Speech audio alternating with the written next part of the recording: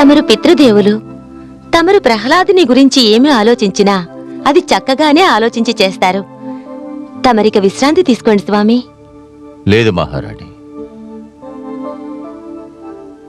నేటి రాత్రి నా విశ్రాంతి ఎక్కడో తెలుసా? నీ ఒడిలోనే మహారాణి. ఎంతో కాలంగా నాకు దూరంగా ఉన్నావు, ఎంతో కాలంగా. మహారాణి, పుత్రుని రూపంలో నువ్వు నాకు అందించిన వసంతాన్ని ఎంత చూసినా తనివి తీరడం లేదు.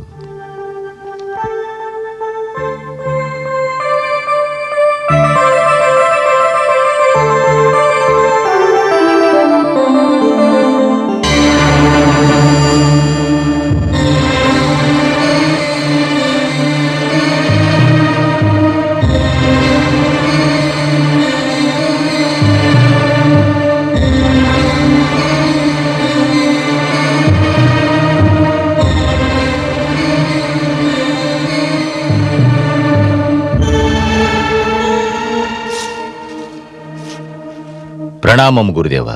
ఆయుష్మాన్ భవ. తమ గురించే నిరీక్షిస్తున్నాను. పుత్ర, వీరు మన గురుదేవులు శుక్రాచార్యులు. గురుర్ బ్రహ్మ గురుర్ విష్ణు గురుదేవో మహేశ్వరః గురు సాక్షాత్ పరబ్రహ్మ తస్మై శ్రీ గురవే నమః.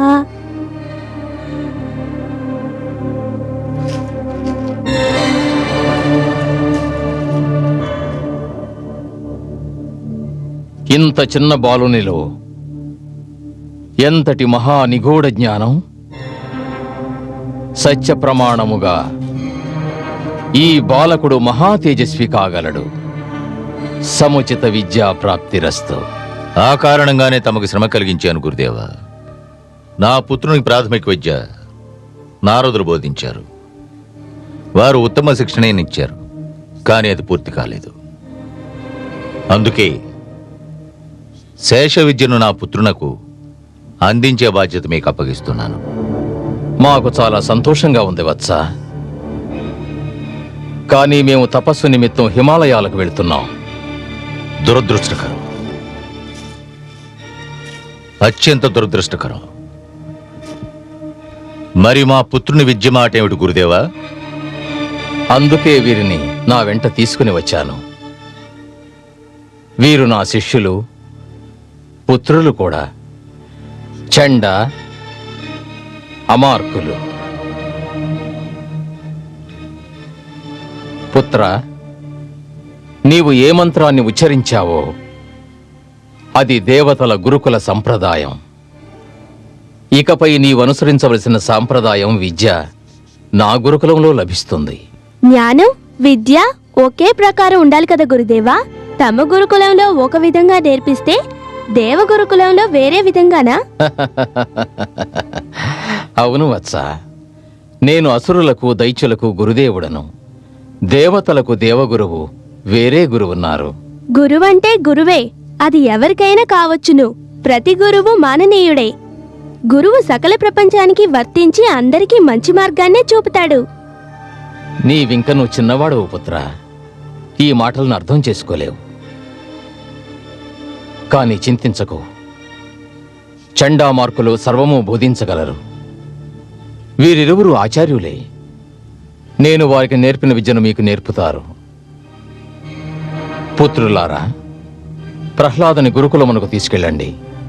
వీనికి అసుర సంస్కృతి, అసుర నీతి, అసుర రాజ్యాంగ విధానాన్ని నేర్పించండి. తమ ఆజ్ఞ గురుదేవా.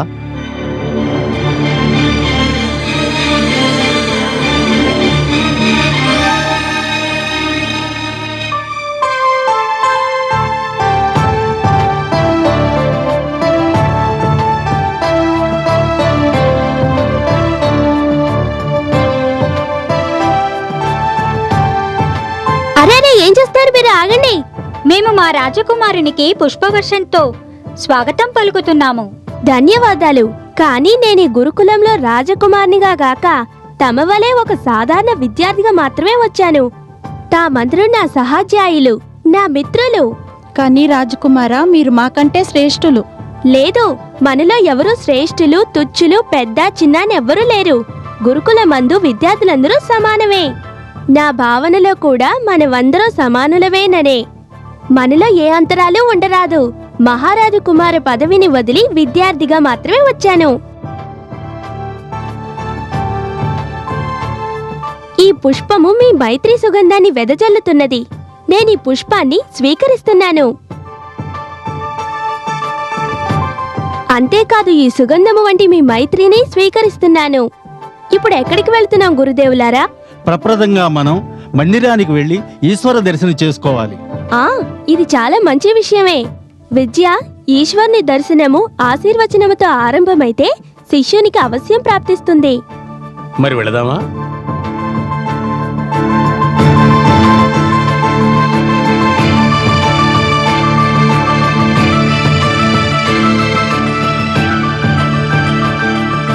ఇదే మన గురుకుల మందిరం. దయచేయండి.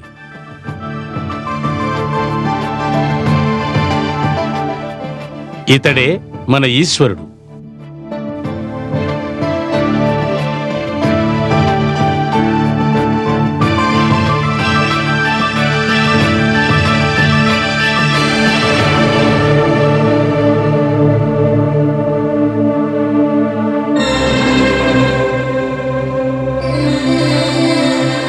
వీరా, అవును, ఇతడే మన ఈశ్వరుడు.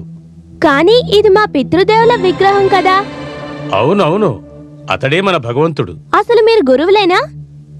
నాతో పరిహాసం ఆడుతున్నారా? వీరు అసురలోక రాజ్యాధినేత. అయితే మాత్రం ఏమైనది, మనకు ఈశ్వర సమానుడే. గురుదేవా, రాజు ఈశ్వరునికి ప్రతినిధి మాత్రమే, ఈశ్వరుడు కాజాలడు. ఇతడే ఈశ్వరుడైతే రాజులందరూ తాము ఈశ్వరుడనే చెప్పుకుంటారు. కాదు, ప్రతిరాజు ఈశ్వరుడు కాజాలడు. అసురరాజే ఈశ్వరుడు కాగలడు. ప్రణామం చెయ్యి. నేను పితృదేవులకు తప్పక ప్రణామం చేస్తాను. అది నా ధర్మము. కానీ నేను పితృదేవుని ఈశ్వరునిగా భావించి ప్రణామం చేయను. ఏమిటా మాటలు శిష్య? నేను సత్యమే పలుకుతున్నాను. సరే, ఒకటి చెప్పండి, ఈ సమయంలో పితృదేవులు ఎక్కడుంటారు? ఈ సమయంలో వారు రాజభవనంలో ఉంటారు. అంటే దీని అర్థం ఈ సమయంలో వారు మన సమక్షంలో లేనట్లే. లేరు, ఇప్పుడు రాజభవనంలోనే ఉంటారు. కానీ ఈశ్వరుడు అన్ని చోట్ల ఉంటాడు. అణువణువునా అందరి మనసులోనూ ఉంటాడు. మరి నా పితృదేవుడు ఈశ్వరుడెలా కాగలరు? నీవు భగవంతుని పుత్రుడివి కాకుంటే గురుకుల ధర్మశాసనాలను భంగపరిచినందుకు అవశ్యం శిక్షించేవారము. నేను రాజకుమార్ని కాకుండా సామాన్యునిగా ధర్మాలను భంగపరిచినందుకు నాకు శిక్ష ఏమిటి గురువర్యా? ఈ బెత్తం చూశావా? అది వేప బెత్తము. ఎవరు నియమాలను భంగపరుస్తారో వారి చేతిపై 5 సార్లు బెత్తంతో తట్లు తేరి రక్తం కారేలా దండిస్తారు. అలాగా, ధర్మాన్ని భంగపరిస్తే అదా శిక్ష? ఆ,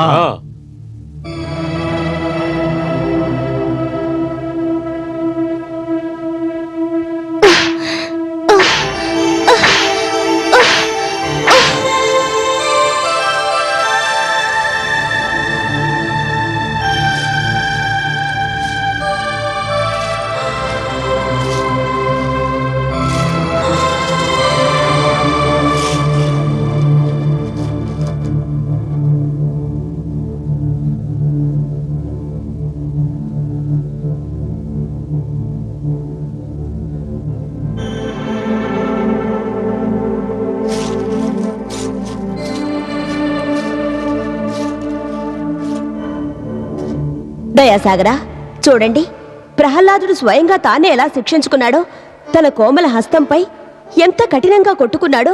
ఒకసారి కాదు, 2 సార్లు కాదు, 5 సార్లు. పాప ఎంత బాధ కలిగిందో. కాని మహాదేవి 5 సార్లు చేతి మీద కొట్టుకొని అతడు మహాకార్యం సాధించాడు. మహాకార్యమా? అంటే అలా కొట్టుకోవడం మహాకార్యమా? అవును ప్రియా, అతడు తన అరచేతి మీద 5 సార్లు కొట్టుకొని సకల ప్రపంచానికి విద్యాప్రాప్తికి 5 అనుపమ లక్షణాలు తెలియజేశాడు. మొట్టమొదటి లక్షణం సంయమనం, రెండవది సహనశీలత, మూడవది గురు ఆదేశ పాలన, నాలుగవది గురుకులంలో తన ఉన్నత కులాన్ని మరచి కేవలం తన విద్యార్థిని భావించటం, ఐదవది తన సహాధ్యాయులను తన మిత్రులుగా పరిగణించటం. ప్రహ్లాదునిలో ఇప్పటి నుండి మహనీయుల లక్షణాలు కనిపిస్తున్నాయి. కాదా మహాదేవి? అతడు సాక్షాత్తు దేవర్షి నారదుని సన్నిధిలో ప్రాథమిక విద్యను అభ్యసించినవాడు. అతడు మహనీయుడు కాకుంటే మరెవరు కాగలరు? అయినా ఈ కథకు ఇది ఆరంభమే మహాదేవి.